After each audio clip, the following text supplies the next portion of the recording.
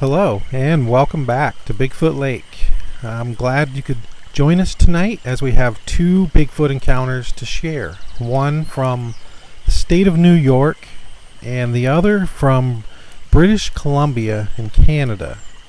So with that being said, pull up a stump, get comfortable as we dive into our first encounter from Niagara County, New York, near Middleport, September or October of 2002. I stopped at a working stone quarry area that I had been to on many other occasions to spot for deer. As I stepped out of my truck to look into a very large field the deer are normally in, I immediately saw what I initially thought was a girl with long hair moving very rapidly through waist-high field grass, covering what I estimate at around 75 yards in less than 15 seconds. The hair cascaded off the head and at the considerable distance appeared initially to be as far down as below the waist. As I look back, I believe I was looking at the full body hair and not just hair flowing from the head. As the figure continued on to my right, at approximately 225 yards away, I noticed that it didn't seem to have any clothing I could see. And as the biped moved into shorter grass and moved slightly away from me and crossing a tractor path, I could make out what I thought were gluteal cheeks, and at the same time realized that the whole body was the same color as the head and upper torso. This biped moved very rapidly through the rocky terrain along the far edge of a huge quarry, and at the same time did not appear to be running at any time, but moved gracefully and smoothly, with no apparent arm swinging I could see. It moved quickly into a field of corn, and I did not see it again, despite scanning for another 10 minutes. It is my belief that I did in fact witness a hairy bipedal animal, and since that time I've spent considerable time in and around the general area to spot and look for a sign of some type. I have spent all my life in the outdoors as an avid hunter and camper and know what I saw and realize that not many people have had the privilege to witness this.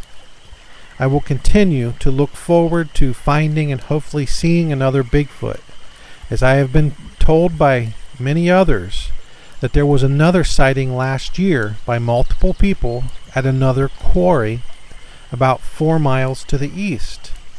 It was another working stone quarry.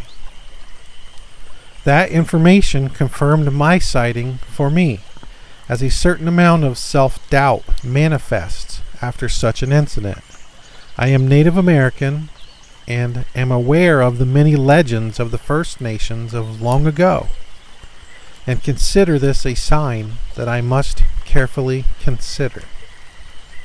The area had a stone quarry with very large rocks along the edge of the basin, and large rock piles all along the rim with tall field grass, and a large field behind with farmland surrounding the area.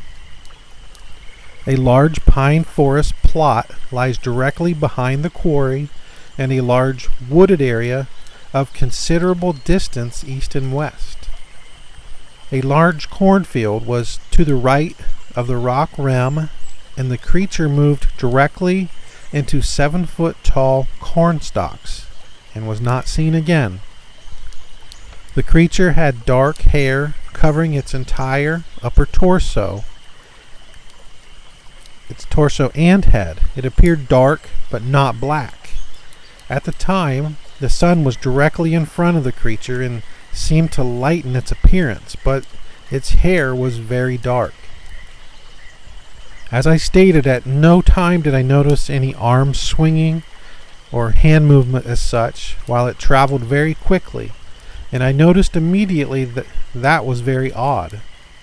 At the distance it was for me, I never made out any facial features because it never looked my way. nor could I differentiate between hair or skin color except when it moved slightly to its left and away from me. I noticed a lighter color in the guttural area. At no time did I see legs or even movement of the legs due to the height of the grass it moved through.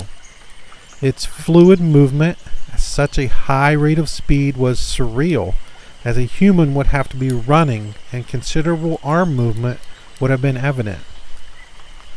There have been, as I have since found out, several sightings of a Bigfoot-type creature in the western New York area, and covered a long time period and somewhat consistent sighting incidents. I hope that this sighting will not be my last, and also hope to get a video or a picture of another hairy biped. So that concludes our first encounter from, this is western New York State, Niagara County. I find it interesting, the correlation between the stone quarry areas. It appears there's sightings at several different stone quarries in this area. Have you ever heard of an association between Bigfoot sightings and stone quarries or quarries in general? I'd like to get your thoughts on that. And with that being said, we will move on to our second encounter. Our second encounter takes us to Port Hardy, British Columbia. This was the summer of 2004. The encounter begins. I am Inuit, living in the general vicinity of Port Hardy on the northern tip of Vancouver Island. Before this, I lived on Prince Rupert Island. I didn't want any ridicule from people who don't believe in Sasquatch, so I haven't shared my encounter with many. A friend and I went up to catch the big salmon run in Rivers Inlet in July 2004. We drove up to Port Hardy, then took a float plane to Dawson's Landing, where a friend of his had a large boat where we would stay for a week. We took a smaller boat into the inlet one foggy morning. While cruising, we saw what we thought was a bear by the edge of the water. We were about 150 meters away, and we cut the engine so we wouldn't scare it. Let me say that there is no hint of civilization anywhere near there at all. Just the occasional fisherman in a boat, but that's about it. We were just drifting towards shore, and when we got to about 30 meters from the animal, it stood up. And it was no bear. It looked like a cross between an ape and a tall man. I joked that it was hungover, unshaven Dave Semenko, who's a former defenseman for the Edmonton Oilers and a favorite of mine. The creature, and I will call it a Sasquatch now that I know they exist, watched us without appearing scared. As you know, there are no brakes on a boat, and we continued to drift towards him until we got to about 15 meters from the shore. This is when my friend panicked and started the engine. He feared we would run aground at the feet of the Sasquatch. It had been standing ankle deep in the water and jumped quickly about 2 meters up the bank when the engine kicked over, but it didn't run away. My friend reversed the boat and then cut the engine again when we were well clear of the shore, about 30 meters out. The Sasquatch made a whistling sound and then almost like a pig grunt sound. It picked up a branch and started beating the dirt and shallow water with it. It kind of roared, for a lack of a better word, and then threw the stick. And it landed in the water a few meters, perhaps 4 from shore. And as quick as can be, it ducked up behind a tree and was gone.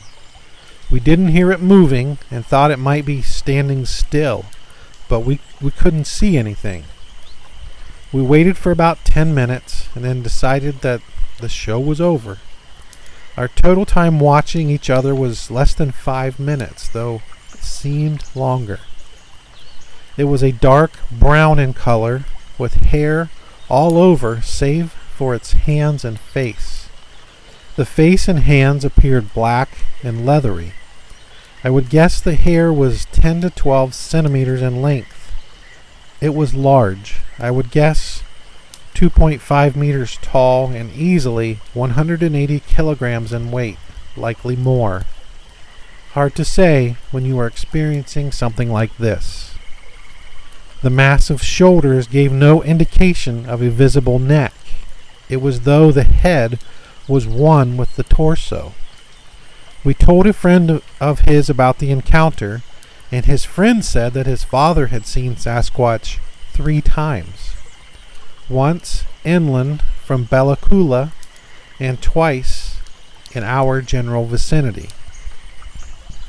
I'll tell you how I felt, and it's a little difficult to describe. I made a hole-in-one 4 years ago, playing golf. I felt giddy and blessed at the same time, knowing that the powers that be had chosen me, for some reason, to have a stroke of luck that defies logic or reason. I know many golfers far better than I who have not made an ace. I decided that it was my moment, my turn, if you will, for fate to give me a kiss rather than a kick. After reflecting on our encounter, I felt very much the same as that. There it is, my encounter. I don't believe I've left anything out. So what do you think of that encounter from Port Hardy, British Columbia? I think when I read this encounter, the thing that really stands out to me is what would be going through your mind seeing this Sasquatch right on shore with its feet in the water as you're slowly drifting towards it. Would curiosity overcome the panic, or would panic begin to overcome the curiosity? I think that would be something you would just have to be there and experience. In this case, it seems panic seemed to overrule curiosity, and they cranked the engine over and put the plane in reverse. So let me know what do you think you would have done in that situation, and let me know if you've heard of any other encounters near this Port Hardy, British Columbia area. That's a remote, very forested area, beautiful area. So yeah, I hope that you've enjoyed our 2 encounters for tonight, and look forward to you joining us again in the very near future. I hope you all have a great night, and as always, we will see you on the next.